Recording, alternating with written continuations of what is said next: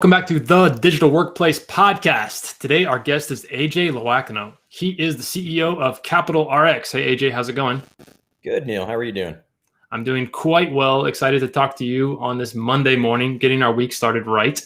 Let's start off, though, making sure that you are a real live human. Your captcha question to prove your humanity. AJ, if you are going to be introduced, what is your intro music, like at a conference or something like that? Not necessarily high energy, but I'm going to go with some classic rock. I'm going to go More Than a Feeling by Boston. That's great. That's a great choice. I feel like you can't go wrong with that. You know, feeling that as it comes through.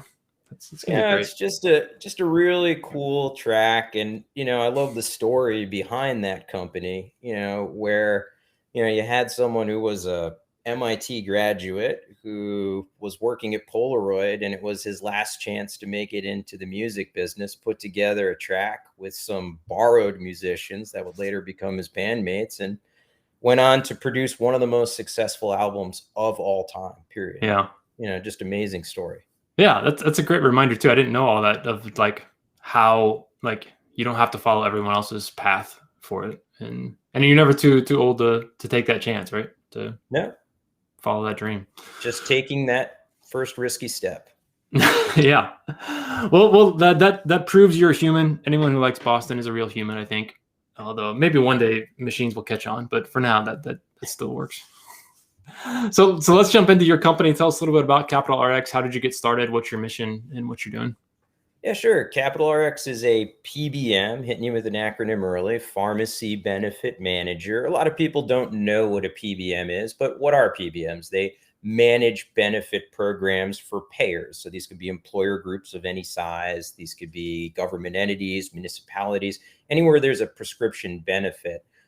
People may relate to existing PBMs such as CVS or Optum United, Cigna, Express Scripts, massive multi-billion-dollar healthcare companies that really control about 80% of the marketplace. So at Capital RX, we've kind of went through and redesigned the pharmacy benefit program.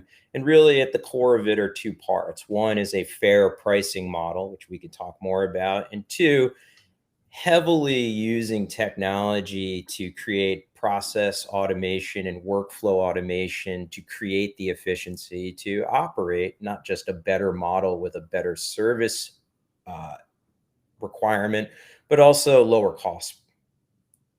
Yeah. So this is like one of those classic ideas where it's a great idea. Everyone's going to agree, yes, we should have better management. We should have better workflow. We should have better pharmacy access for people. It should be cheaper, all sorts of things. But I'm assuming your story has not just been oh yeah, everyone got on board right away and instant success. There's significant roadblocks in your way. Can you tell us a little bit of what you learned there? Sure. Well, people often ask me, so we've been doing this for 3.5 years. Mm-hmm. People would say, would you ever go back and change anything? And the immediate answer is never.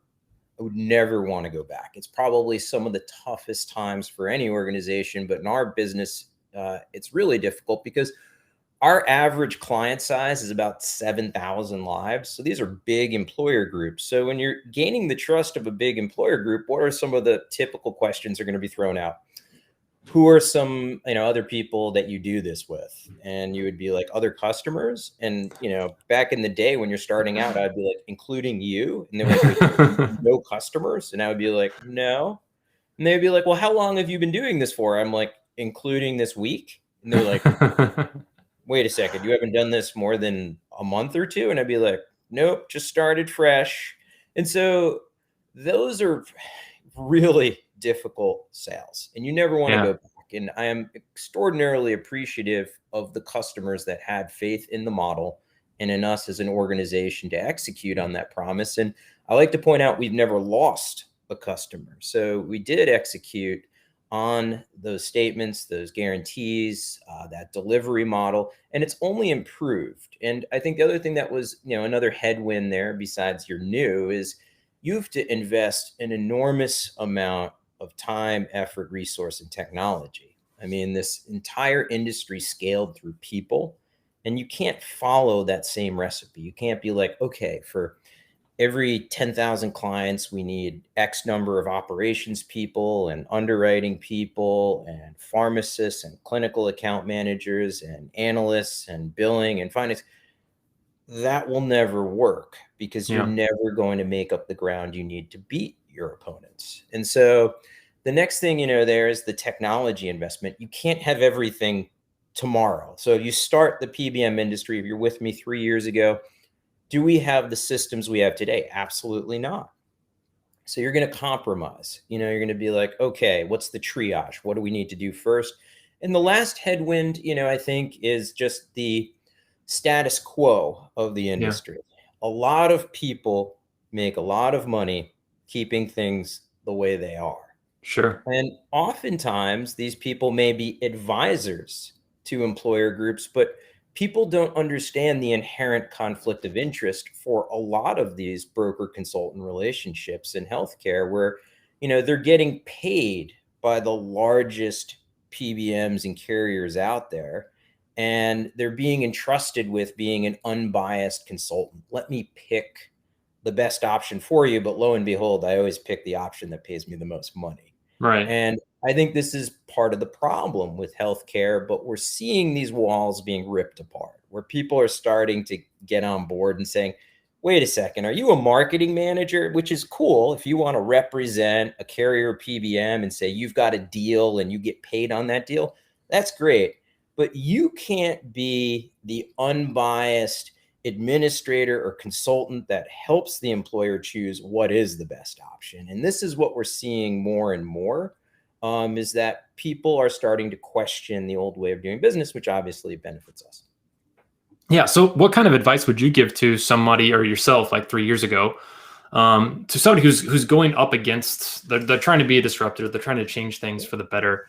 What kind of stomach do you need to have? I mean, there's all the challenges of just starting any kind of business, which, like you said, we got to get that technology, we got to get the people, but you have the first customers. But then when you also have this whole status quo industry that's facing you, that's saying we don't want to change, we have also all the reasons in the world to not.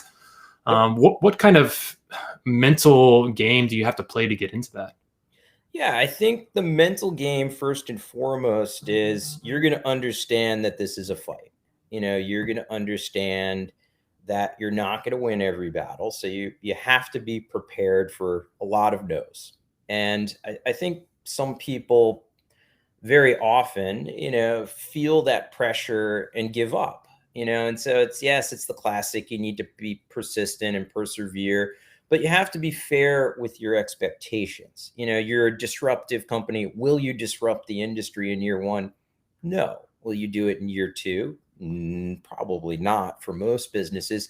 Year three, possibly. Year four, and so depending upon your business model, you have to think about that perseverance relative, not just to your own ability to deal with stress and to fight through things, but what's your budget, that you're laying out for this? What are your milestones of accomplishment that you're trying to achieve to show progress?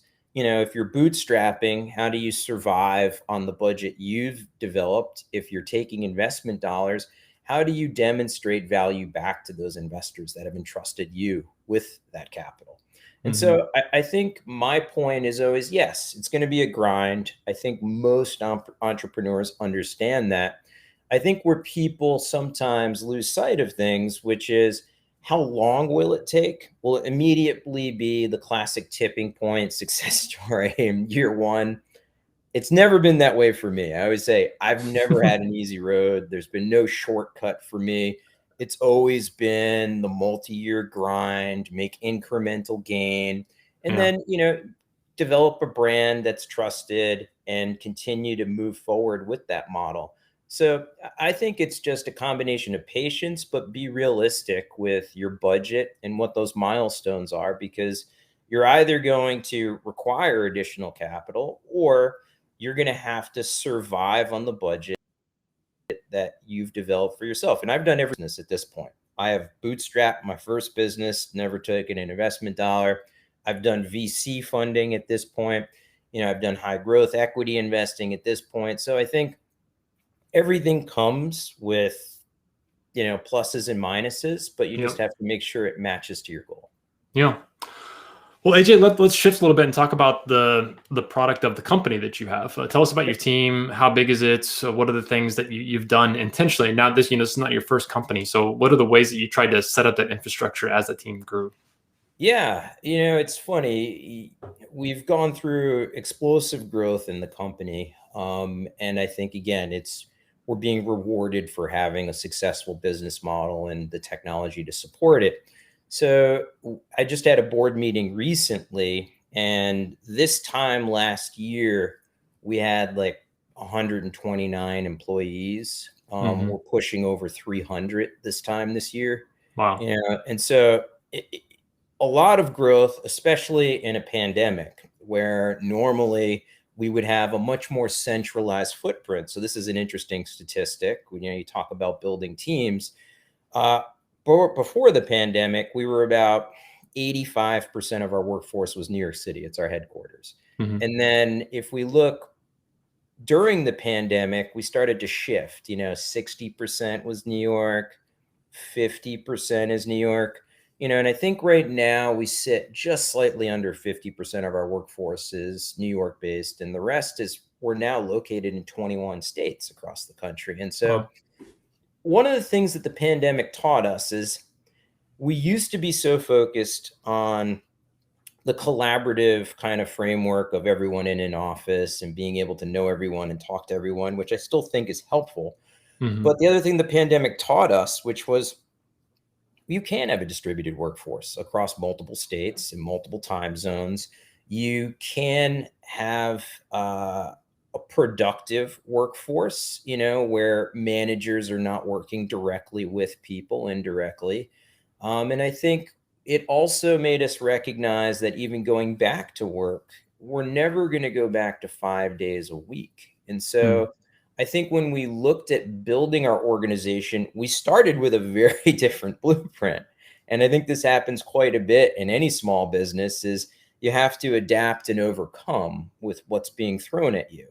And so you don't have the luxury of saying, well, let's wait and see, let's ride this out. You have to make very crisp, clean decisions in real time. Time is our most valuable asset. I say all the time to everyone in our organization. So we had to make a decision. And I said, we're going to go where the talent leads us. We're not going to force people to New York. People are in New York. It's great. It's a wonderful city.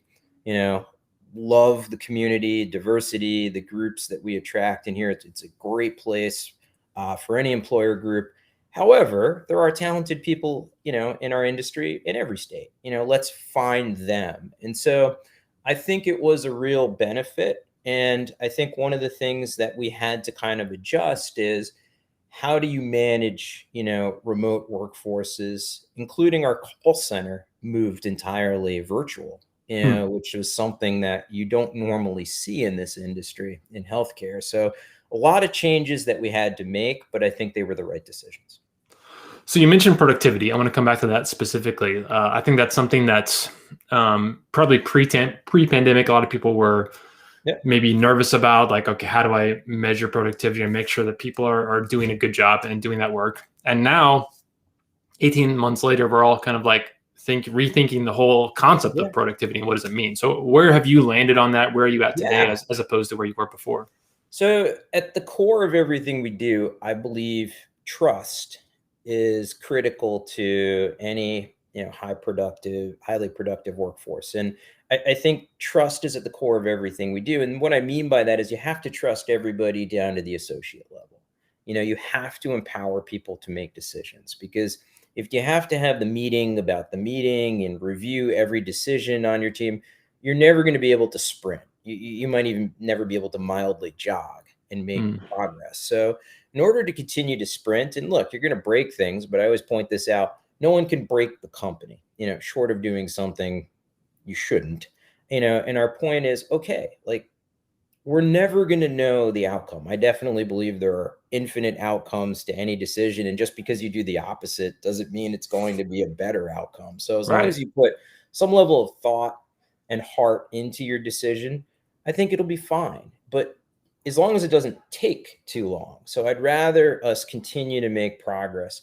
I think the other thing that you have to look about with productivity is, how do you measure it remotely? Do you get a sense of how productive your workforce is?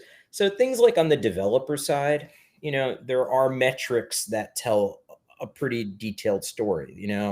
What was your sprint look like? Did you achieve your milestones in this, current release? Did, how much code was written? You can measure that. I think on the sales side with salespeople, okay, how productive was this person? Well, they had a quota. Did they hit it? Those are metrics that are pretty easy to kind of understand, not all the story of productivity, but a good portion of it.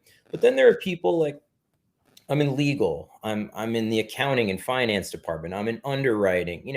How do you measure productivity? Do you start to look at ratios of core deliverables and work output per person?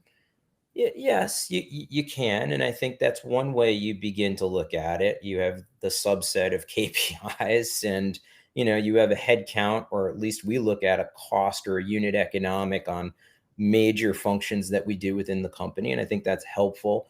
But I think there's another area that's recently emerged in a conversation, and it's around, how do you know someone is doing the best job they can? Yeah. And that's a tough thing to determine, especially when you're growing rapidly. You have so many new people and you're hiring so many people on top of people rapidly. Like, was that first cohort good? Were they great? How are they producing as we stack another cohort on top of them?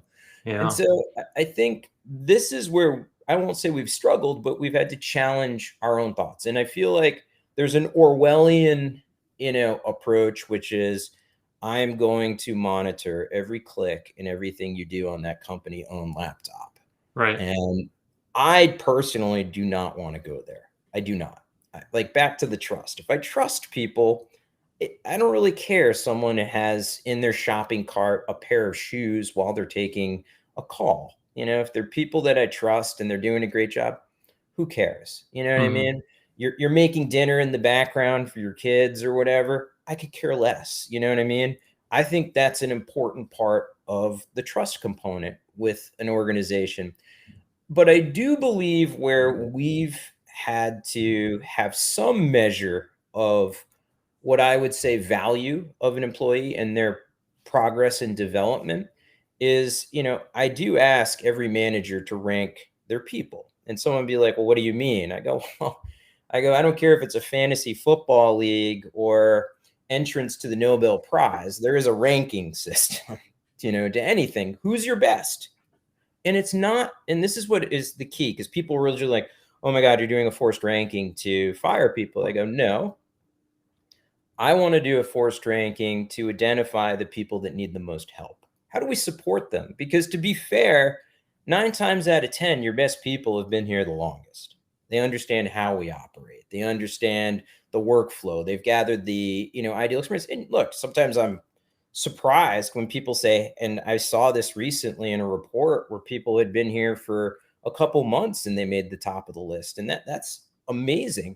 Well, what you want to figure out is, why is that person so amazing? Like, it was like, for them to make such an impact, they must be doing some incredible things. Like, are there characteristics we want to, replicate? But for the people that need help, yeah, you want to figure out what's the best support system. Is it pairing them with that overachiever? Like, mentor them. I point this out all the time. I was actually just on the phone with a colleague. And when I entered the payer side of the business, I came from pharmaceutical manufacturing. So people say, oh, pharmacy's pharmacy. And I go, supply chain consulting on the pharmaceutical manufacturing side is a very different world from pharmacy benefit management. And so when I entered the payer side, I had a wonderful mentor. And I literally parked my desk next door at my old company. And I listened to everything she said, how she engaged with people. I listened to her tactics and strategy and how she approached different clients. I learned so much about everything from pricing to contract management. And without her, and shout out Kristen Begley, thumbs up, you're an absolute rock star.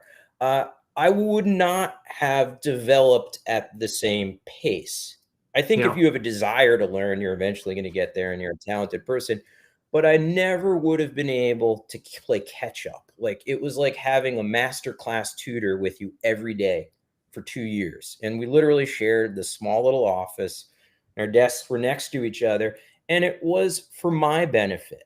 And she knew that, I need to catch up on what the heck goes on in the payer space, because to be frank, none of this makes sense.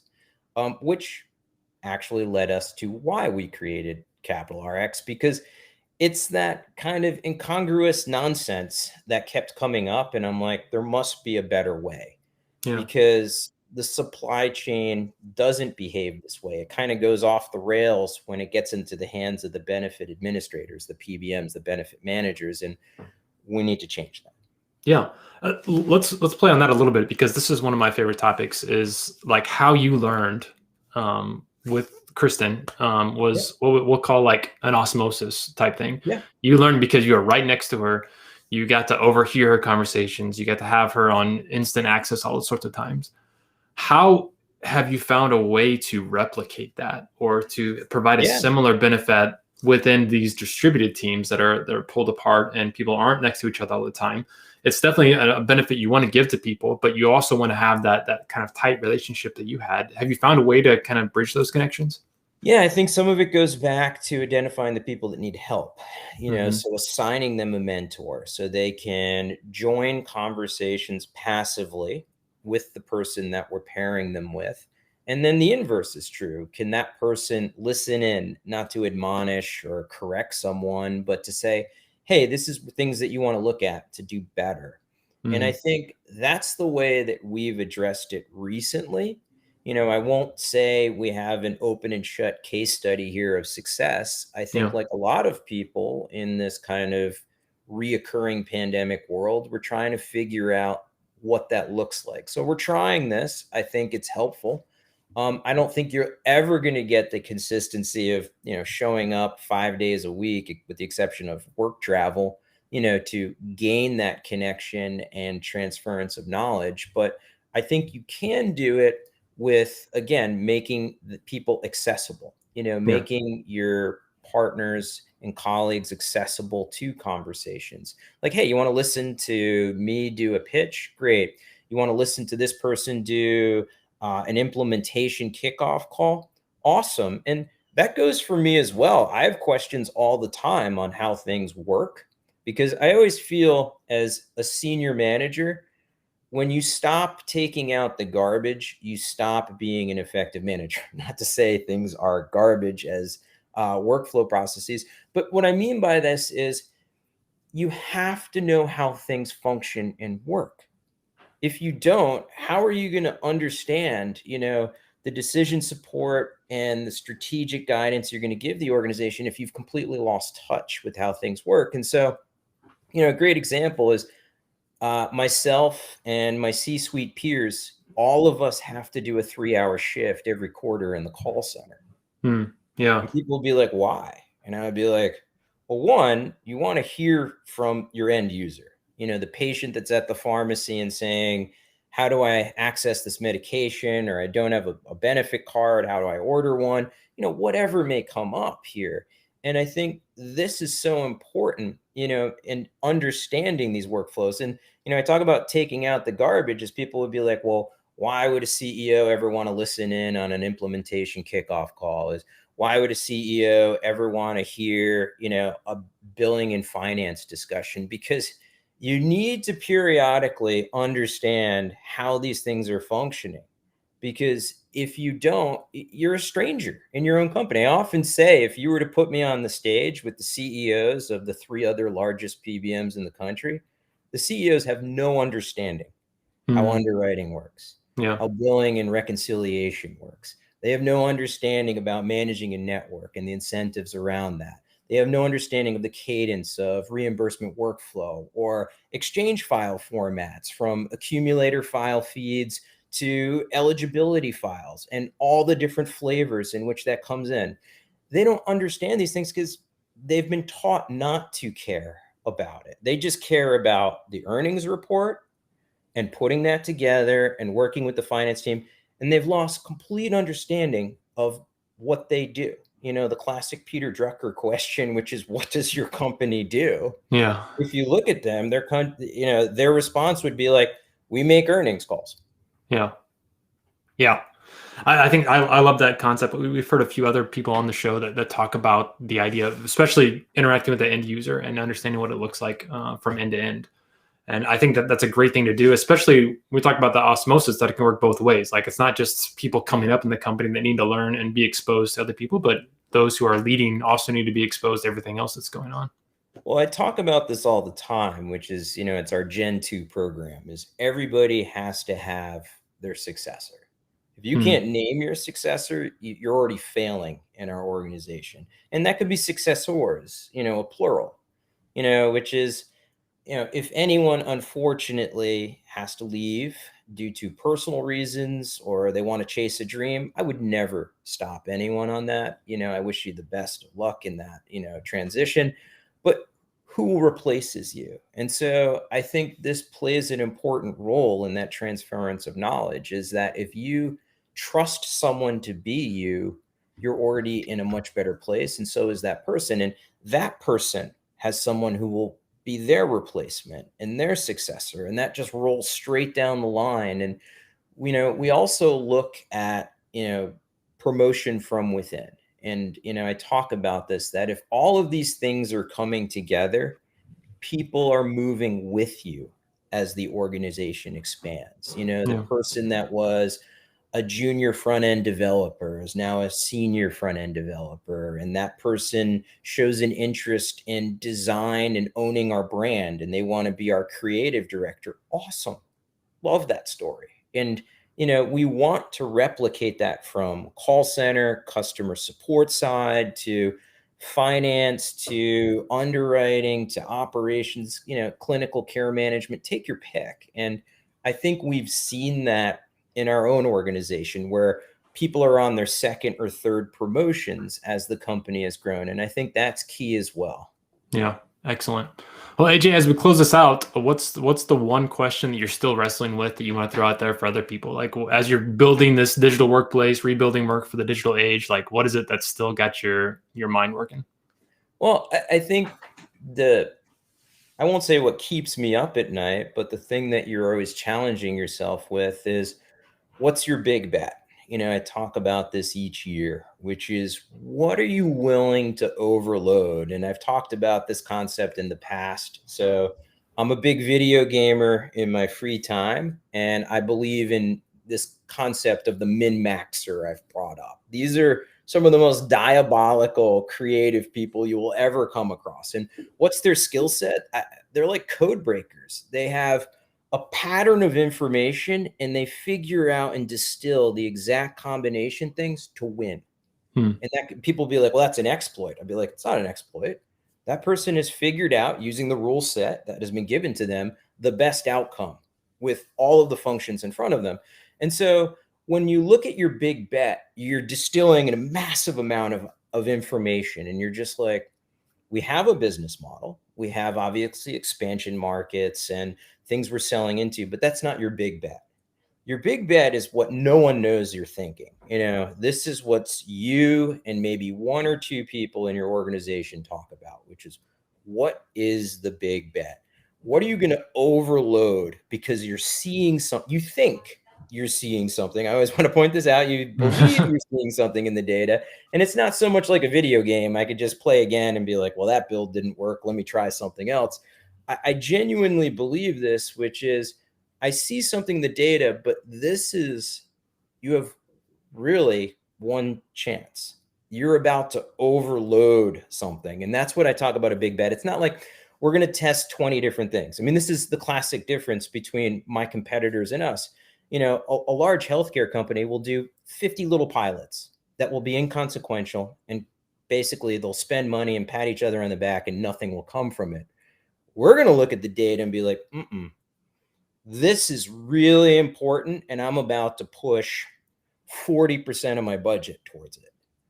That's a big bet. So the thing that we struggle with in the digital age, I think, is when you look at the digital workplace, is you used to be able to collaborate a little bit more at that 2 or 3 people and focus on these things. And the data might have been easier to reach because we're, sharing in that distillation process.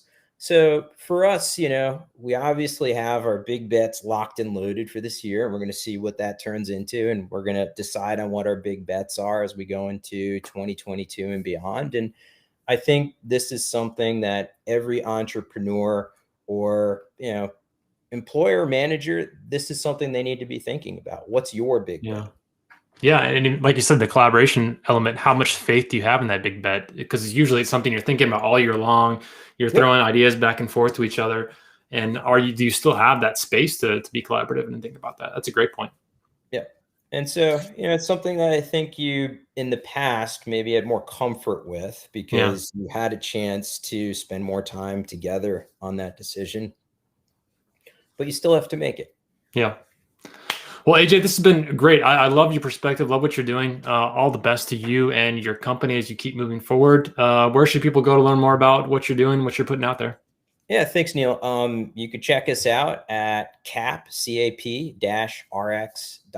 cap-rx.com. Excellent. Well, we look forward to hearing more from you later. I'm anxious to see how you develop and things change and as you grow and learn more things. So we'll definitely be checking in with you again soon. Thanks so much, Neil. Have a great afternoon.